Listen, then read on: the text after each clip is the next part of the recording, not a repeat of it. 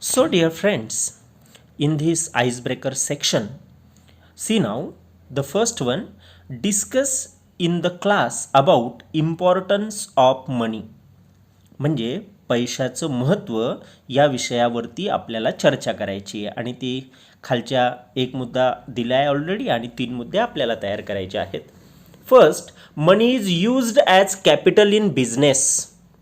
जो व्यापार उद्योगधंदा आपण चालू करू शकतो तर त्यासाठी पैसा हा भांडवल म्हणून वापरता येईल, म्हणून सुद्धा पैशाचं महत्त्व आहे. दुसरं, money is necessary to satisfy basic necessities. ज्या बेसिक नेसेसिटीज म्हणजे ज्या मूलभूत गरजा आहेत आपल्या, त्या परिपूर्ण करण्यासाठी सुद्धा पैसा अत्यंत गरजेचा आहे. तिसरं, मनी इज रिक्वायर्ड फॉर एज्युकेशन. म्हणजे शिक्षणासाठी सुद्धा पैसा अत्यंत गरजेचा आहे.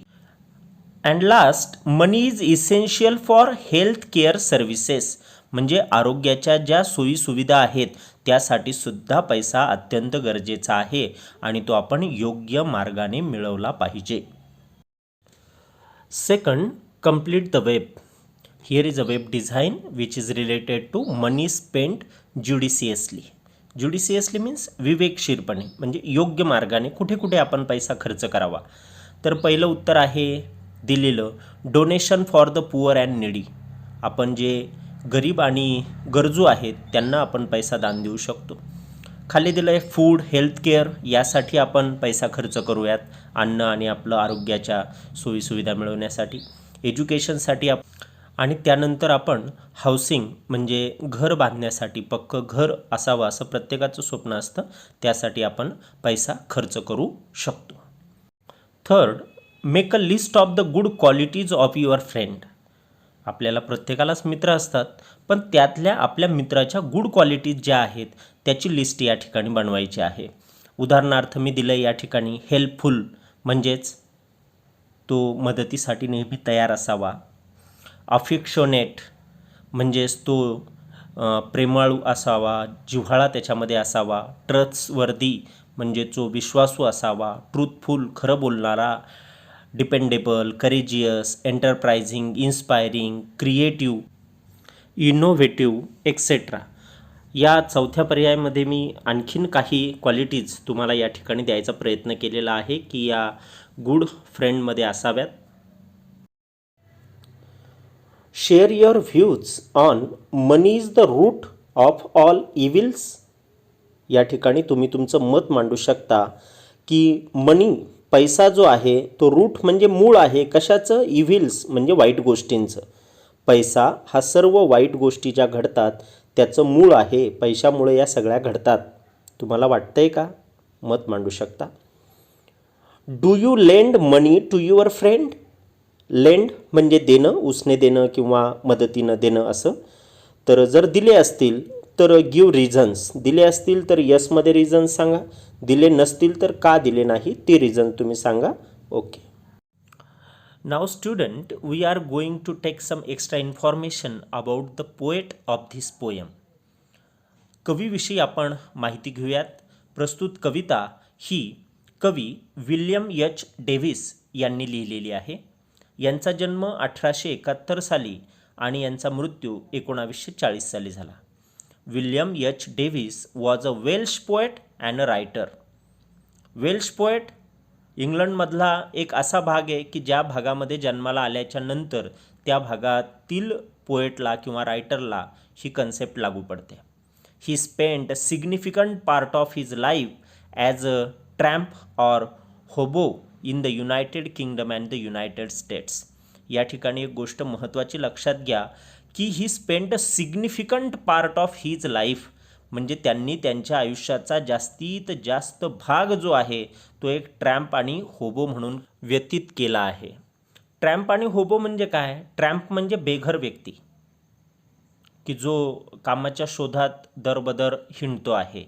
होबोसुद्धा त्याच पद्धतीनं त्याचा अर्थ घेता येईल, म्हणून इथे ट्रॅम्प किंवा होबो असा वापरलेला आहे. He became a peddler and street singer in England. त्यानंतर पेडलर म्हणजे काय? फेरीवाला, विक्रेता, लोटगाडी वगैरे असं काहीतरी घेऊन विकणारा. आणि स्ट्रीट सिंगर म्हणजे रस्त्यावरती गाणारा आणि त्यातून काही उपजीविका करणारा. अशा पद्धतीनं त्यांनी नंतरचं जीवन व्यतीत केलं.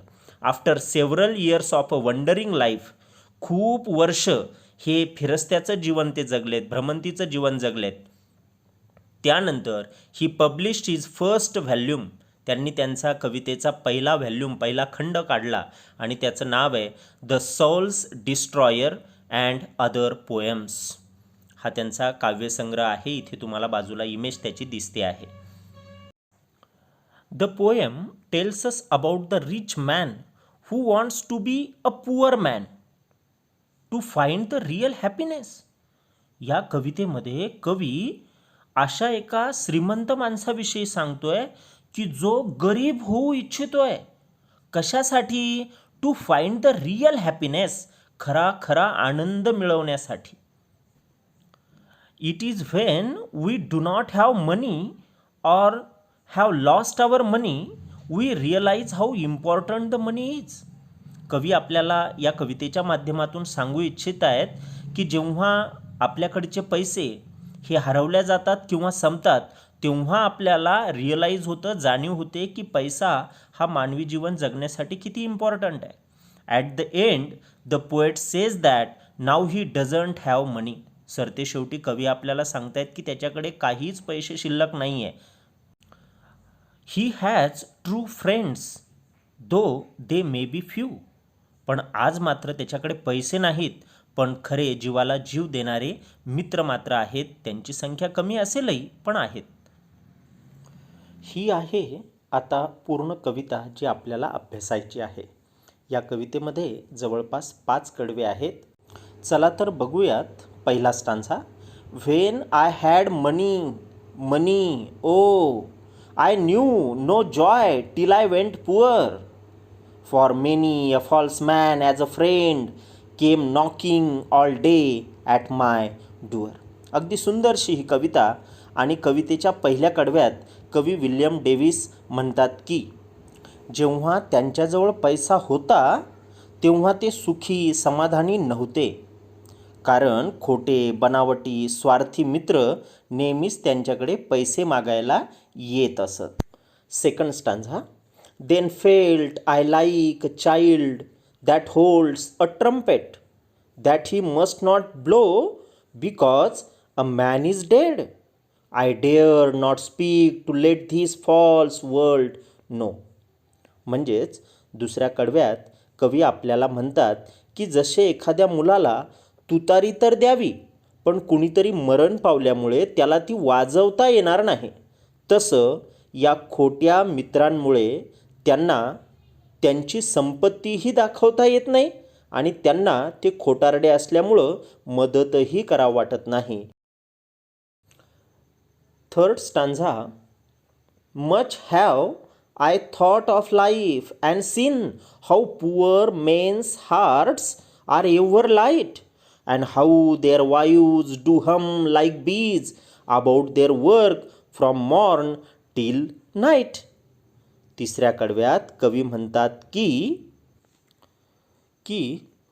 कवी तेव्हापासून जीवनाचा खरा अर्थ समजून घेण्याचा प्रयत्न करीत राहिलेले आहेत.